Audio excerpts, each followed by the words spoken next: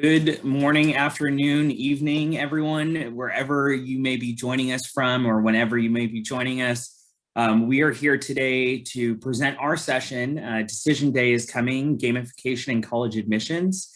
And we're excited that you've made the decision to join us and hopefully learn a bit from us. So a bit of who we are. My name is Jeff Fusco. I use he, him pronouns. I am the Senior Assistant Director of Regional Admissions for George Mason University. So not only do I work for Mason, but I am a product of a Mason education, having graduated back in 2013 with my bachelor's degree, but then went on to pursue a master's degree in education with a concentration in curriculum development and instruction from the University of South Florida, and have been a Florida resident ever since. So I'm a regional counselor and help to oversee our regional admissions team as a part of my role here at Mason, and I'm a proud member of SACAC. And good evening, morning, afternoon as well, everybody. My name is Marshall Adams. I am co-presenting today alongside of Jeff. I also am currently working in the Office of Admissions at George Mason, but in my past, I started out as a student at East Carolina, as you can see, where I got my undergraduate and graduate level degree. I worked in graduate admissions there for a while. I've also worked at a couple of large state schools beyond East Carolina. And then I've also worked at a couple of small liberal arts schools as well. So I'm happy to be here with you today to talk a little bit more about gamification in the college admissions process. So a little bit about what we're going to go through today. First of all, we're going to talk about game theory. A lot of you might have heard gamification and thought of game theory. We do want to establish what game theory is and why it's important in college admissions, but then we are going to go through and distinguish how gamification is different from game theory, how they can be tied into one another, but they do differ, and that's the application we're really looking to talk about today. Then we'll talk about some examples of gamification in college admissions, how you can apply it within your own offices, and then next steps to kind of analyze, hey, where are you at in this process? Is this something that you want to implement? And then how can you go about actually implementing that within your everyday practices in your own offices? So let's talk a little bit about game theory, first of all, and what game theory is. You've likely heard of game theory through an economics or statistics class that you took. Game theory, if you want to go to the next slide, Jeff, game theory is pretty much a great example of analyzing two or more participants in a situation where we're looking at rewards and consequences. So a great example of game theory is going to be the game of chess. Of course, depending on where you move, that can have rewards, but also consequences, because where you move is going to depend on where the next person makes their move. So there's kind of that give and take there. You've got to really learn how to play the game, learn odds, things like that. The rules, there's an assumption in game theory that the rules are known by everybody. They're clear cut, they're written out. Everybody understands the rules before they come in. And then the other assumption that we make as well is that all players are rational. So is that sounding like college admissions? Maybe, maybe not. But game theory certainly does apply to what we do in college admissions. It has for years. It's how we leverage our recruiting activities. It is how we leverage financial aid, those types of activities as well. But gamification does differ a little bit from game theory. And so that's kind of what we want to focus on today, is transitioning from game theory, something that's been practiced for a long time, to gamification, which is really going to focus on engaging this new population of students, getting them involved in the recruiting and the admissions process. We're going to talk about how it helps them explore different universities. So game theory is something that we use as universities as leverage to figure out, hey, if we make this move, what move are the students going to make? Whereas you'll see in a minute when Jeff starts talking about gamification, that is more so, hey, we're presenting options to the students and encouraging them to engage and explore what we have. It's not that we're making sure they make the next move. We're guiding them and encouraging them through a system of rewards and things like that to go on this college admissions process, to learn more and to really engage in what we're doing. Yeah, so as Marshall mentioned, there are a lot of different components of gamification. And so as you can see through this graphic, a nice little visual depiction of the various components that make up gamification. User engagement is one of the key parts of this process. In figuring out how do we enable learning? How do we provide challenges? How do we provide opportunities for our students to engage with what's already available in a way that's going to hopefully lead to a productive experience for the student and also help us to meet our goals as an institution through various points of the funnel, or even thinking about those of you that are on the high school side of the house. How can we find a vehicle to really help engage our goals and find a way to really make our students excited to participate in various processes? I think if anything, we've learned over this past year with the pandemic that we have to be more creative in how we're engaging with our student populations. And that's really what drove Marshall and I and the rest of the team at Mason to rethink how we approach some of our yield initiatives, because that was one of the things we were really concerned about. And I think it's really helped to spawn some ideas on how we include elements of gamification in our future initiatives. So the first thing is about gamification is it's a strategy that incentivizes engagement by applying game-like elements to non-gaming situations. And so once again, like I was saying, those various points of the funnel or the process where we can incentivize and engage with students in a way that's going to be exciting for them. And I'll show you a little bit more about how we do that at Mason in just a few moments. It's also going to leverage people's desire for achievement, competition, collaboration, and interaction. People are naturally inclined to have a competitive spirit, especially if it's something where it's self-imposed and there's a goal that's set out in front of them and you're giving them kind of an outline of how to get there, right? Our universities can be really complicated places and we want students to know a lot of information when making their decision. And we know that getting that information is out there in order to find what the best fit for that student is. And so we want to find ways to encourage them to engage in various options to really explore everything that our universities have to offer them. But then also, people like free stuff, especially students love free stuff, whether it's a t-shirt. I mean, how many of us have gotten those emails requesting free swag? And we know that that's popular with high school age students. And so if we know that that's something that they want, how can we provide a fun way for them to get that? While also hopefully leading them on to a more well-informed decision. And then simply put, gamification is not just about turning something into a game. It's about taking those elements of game and finding ways to apply them to our goals. And so some examples that I think we're all familiar with. I know I've met many a fellow college counselor outside of a Starbucks before a college fair. And I know for myself, Starbucks Rewards definitely incentivizes me to stay with Starbucks versus trying some other places out. I have gotten, I believe I just got a Star Dash this morning, about 3 iced lattes before 11 a.m., right? And I got excited when I saw the bonus come. I was like, wow, 90 bonus stars, this is awesome. I can get a free drink next week, right? So I get what I want. And Starbucks, has a loyal customer in me through this, through this program. It's fun, it's engaging, and you get to track your progress along the way. Which is all elements that make this a kind of a gamified reward system. And some other examples of gamification that you all might be very, very familiar with.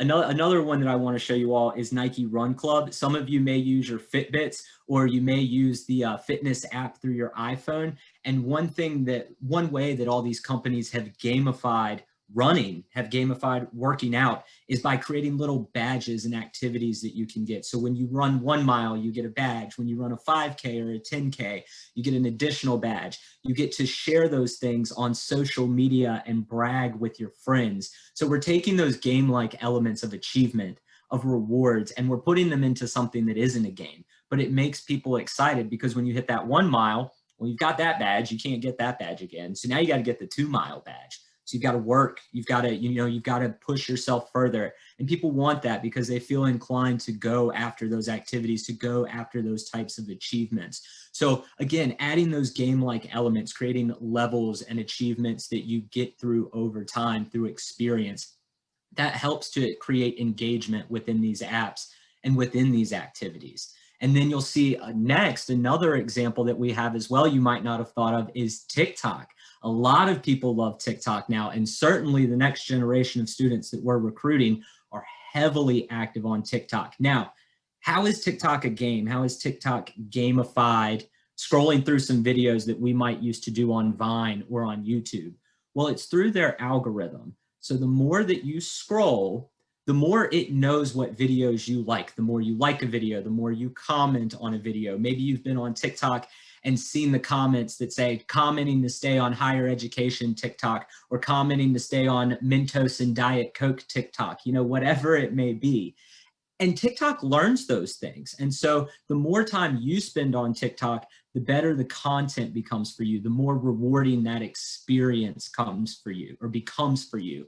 So those are the things that we want to incorporate into the college admissions process naturally. We want students, for example, to be able to go on a virtual campus tour. And as they're going around campus, there's certain markers that they've got to hit. Hey, there's 50 different coins you can find in our virtual tour. If you find all of them, we'll send you a free t-shirt, or maybe, you know, we'll follow up in an email, give you a one-on-one, whatever that rewards and incentive may be.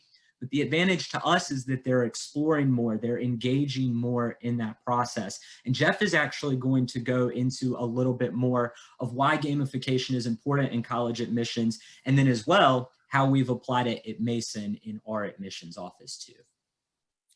Yeah, so I think, you know, the one thing that we can all agree in is figuring out how to work with Gen Z. I mean, Gen Z is some of the most creative and engaged population that we've seen to this date. And they're not going to accept that standard PowerPoint with, you know, really boring visuals and just the really basic level information sessions. They want to be engaged with. They want it to be interactive. It needs to be a value add, or they're not going to engage. They're not going to be a part of it. And so they're not as thrilled by the institution as, you know, previous generations are. You have to really sell them with the why, because they're going to question what the why is. And so this process really lends itself well from a generational standpoint. It helps us to engage people where they are, especially as we move into online platforms and figuring out, I think not only during this pandemic, how we have had to shift into online platforms, but thinking about beyond this, how is technology here to stay? And how can we continue to engage folks from far away? I think that was where a lot of this was born out of for Mason, because Marshall and I, being members of the regional admissions team, you know, as we follow the data that says students are staying within 150 miles of home, and that's one of the biggest impacts, I think, both from this generation that is much more cost conscious than generations that we've seen in the past, but they're also closer to staying at home. And so this is our way of really helping them to see the campus experience and understand everything Mason can offer them, both because distance being a challenge, but then also the pandemic preventing them from actually getting in and getting that in-person experience. And I think what we found through this process is that we found a really unique and engaging way to really connect with this particular population. And it allows for increased engagement, as I was saying, not only with this, but with, you know, any parents that we might be engaging with as well. It allows for self-guided exploration where they're not necessarily having to get everything from the admissions office or the admissions officer or from a counselor, that they're really able to find this information on their own and work through a system that's going to expose them to everything that we had to offer, or really hit on every one of those goals that you know might be hoping to accomplish. And it creates a continuity of experience. As we held multiple different programs through the spring semester, we were able to tie it all back into this one kind of gamified platform that I'll talk about in just a few moments.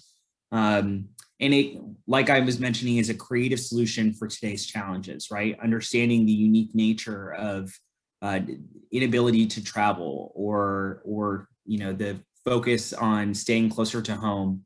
It really was a way for us to think outside of the box and help to get the spirit that might be hard to see from a digital platform into that digital environment. And finally, emotional satisfaction. It's really cool when you win, right? Like I was just mentioning with that Starbucks rewards. When I saw it, I was like, oh, awesome. I can't wait to cash my reward in tomorrow. I'm going to get an extra shot of espresso, right? And that was for me, the little high that comes off of that. And that bit of, I feel accomplished because I was able to meet X goal. The same way I think Marshall and I had chatted about this as well with like Apple Watch competitions, right? You have a friend and you don't win money, you don't win really anything as a result of it, but it's just that notion of I worked hard, and because I worked hard and worked through this goal, I was able to get something and some bit of recognition as a part of that. And that's really what we're, hoping to get to. And so the example that we have in how we really use this at Mason is we created our Passport to Mason program. And so if you have your phone on you, feel free to use the QR code right there. It'll actually bring you to the website that we created for this particular program. And then on the left side of your screen, what you're seeing is our part of our email graphic that we sent out to students to introduce this program. Essentially, we put every yield initiative that we were doing in the spring semester into one of three buckets. It was either a Patriot stamp, a green stamp, or a gold stamp. And the idea was that we created this vehicle for students to have an opportunity to explore everything we wanted them to explore, to really help them understand if Mason was the right fit for them. And so we did so through these various components, really sitting back and looking at the grander scheme of what our goal was and what the opportunities that we had to provide in the spring was, and then place them into one of these three buckets. And then ultimately, students that are able to complete their passport through getting all 6 of these stamps, all of which is tracked through our CRM. Everything that we did as a part of this was something that could be tracked and reported on to make it really easy in terms of the maintenance of the program. It really was mostly a marketing uplift, and taking the things that we were already doing and finding a way to put a nice little bow on them and create kind of an overall program. And so some of the examples, as you can see, the text might be a little small, but on the left-hand side, you'll see our gold stamps. And so the idea of these gold stamps were that they were the really marquee events that we host, which was our Honor Celebration of Excellence for our admitted honors college students, and then our Preview Mason Week, which is kind of our virtual replacement for Spring Preview. We really wanted to drive students to these events. And so saying that you have to attend one of these two, and you just need one of these stamps in order to complete your passport. Some of the really engaging facts that I would share with you is that we have over 500 consistent users on the Passport to Mason website with an average visitor length of 10 minutes or more, which is significantly longer than most of our other areas on our website. And so it really has shown from at least a data and internet traffic standpoint that the students have gravitated to this. We've seen the biggest push when we send emails out regarding this, which I think is no surprise, but when we look at the tracking data, there is more sustained traffic on this site than on any of our other event sites when we do an email push. And so not only are students visiting this website, but they're revisiting it, which has been a really critical thing for us to know that they are engaged and that they are looking for this information. And it gives them a great way to kind of see all the different offerings out there. They can click on any one of these icons and it brings them to where they can register and where they can sign up to be a part of the event. And then on the right, you'll see our Patriot stamps, which are really kind of our entry level. They were meant to be very fun. You'll see social spirit show off. That is just simply posting something on TikTok or Twitter or Facebook to share their Mason spirit. So it was really easy stamp for them to get. Everything over to our shadowing opportunities or the virtual pep rally that we created as a part of our spring initiatives. And so it was really a wide variety of experiences that our students had to choose from, and hopefully allowed them to explore the university and figure out if Mason was the right place for them.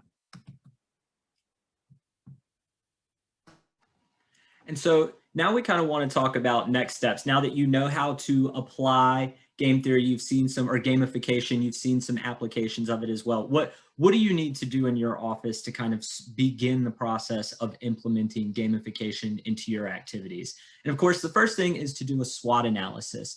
And you really need to break it down and look at your activities throughout the admissions funnel, throughout the higher ed admissions funnel. And what are you doing in the inquiry and applicant stage? What events are you having? What information is most important to those students? And then through the SWOT analysis, you say, well, what are we doing well? Where are our students engaging the most? And then you say, okay, what pages have that information on them? Are students engaging with those pages? Or maybe there's critical information on a different page over here that students are always asking us questions about because they're not finding that information. How do we get them to that information? Is it maybe just moving it to a different page?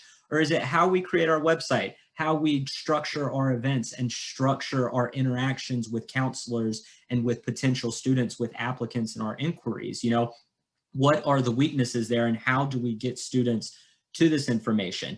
Can we get them there on their own, and is it rewarding? And then certainly with admitted students, you've seen a lot of what we've done. We know that engagement is incredibly important with admitted students.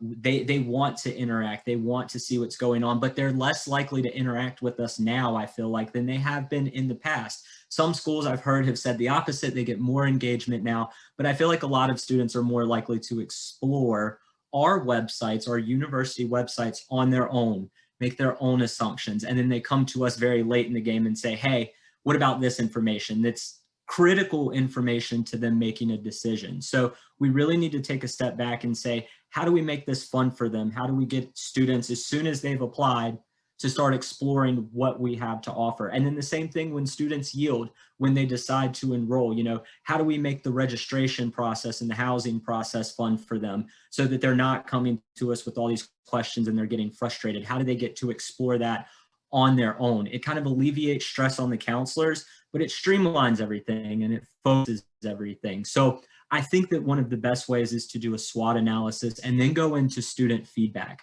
When you have students who have enrolled, ask them where they were engaged in the process the most. Ask them where there's room or where that information was, where there was a gap, they weren't getting that information, and figure out ways to incorporate that into what you're currently doing. Figure out those rewards, the reward system that you can incorporate. Make sure that they're excited throughout the process and really want to engage. So those are some of the more important factors in actually implementing this into your office and into your practices.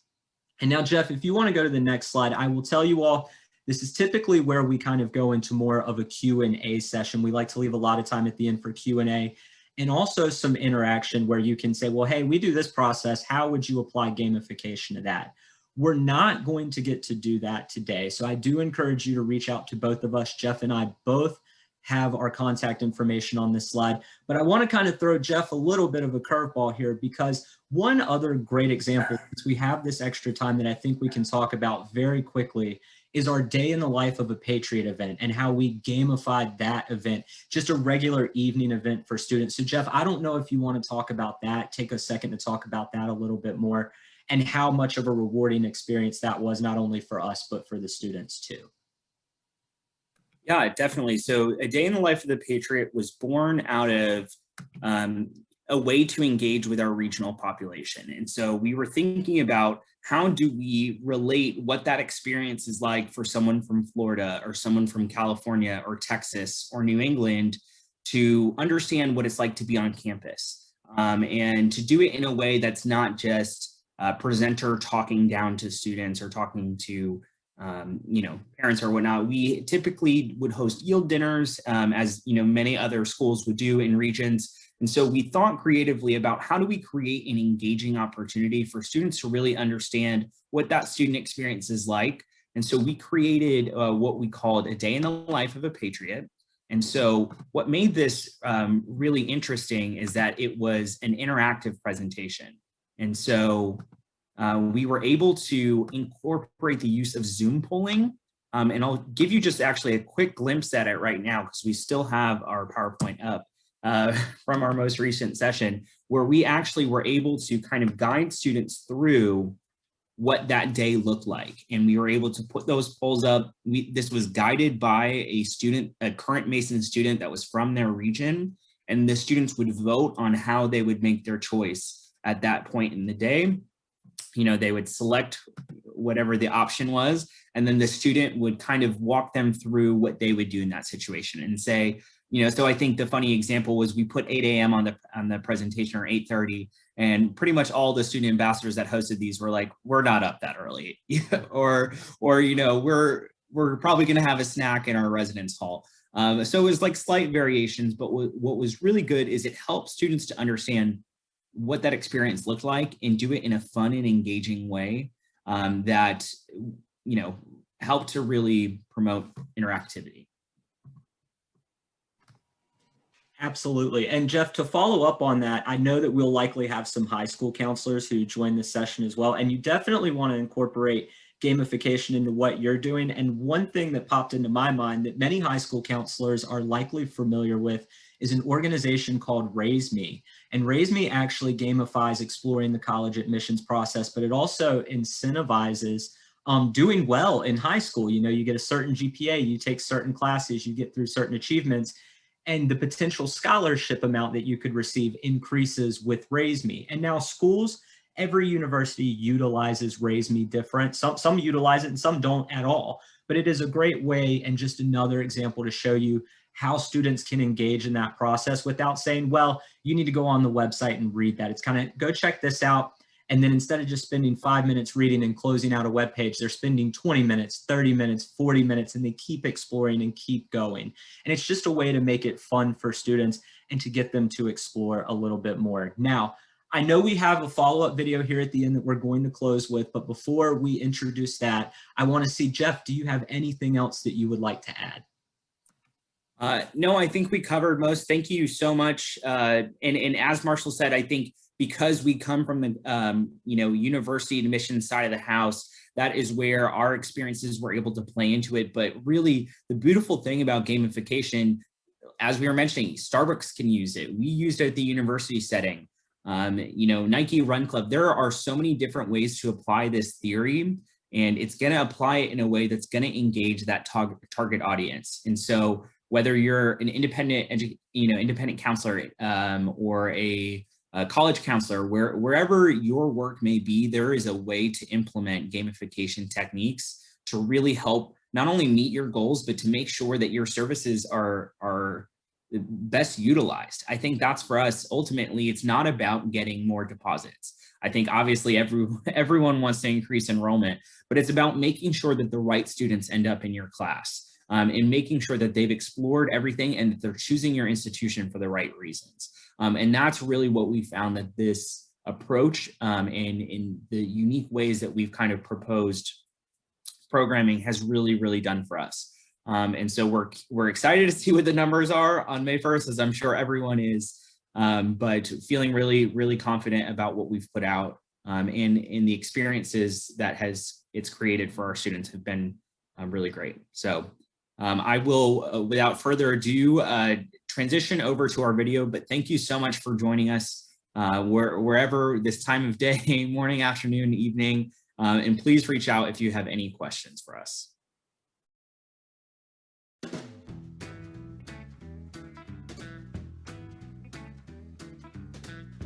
What is gamification? Gamification is the use of game mechanics in a non-game context to engage users or solve problems. But wait, what are game mechanics? By game mechanics, we understand a combination of rules, design, and tools intended to produce a gameplay. But what is a gameplay? It is a specific way in which players interact with a game. We can say that a good gameplay gives us a good game. A good game gives us engagement. Here's how I like to think about the gameplay and what it means to me. There are many kinds of games, and over the years they became more interactive, more complex, more real. But all of them has something in common: a very special feature, a mysterious power that drives us to spend more time playing and feeling like we're inside the game. And we are trying to use that force, that mysterious power, to change our perception and the way of thinking. And that's what gamification is all about.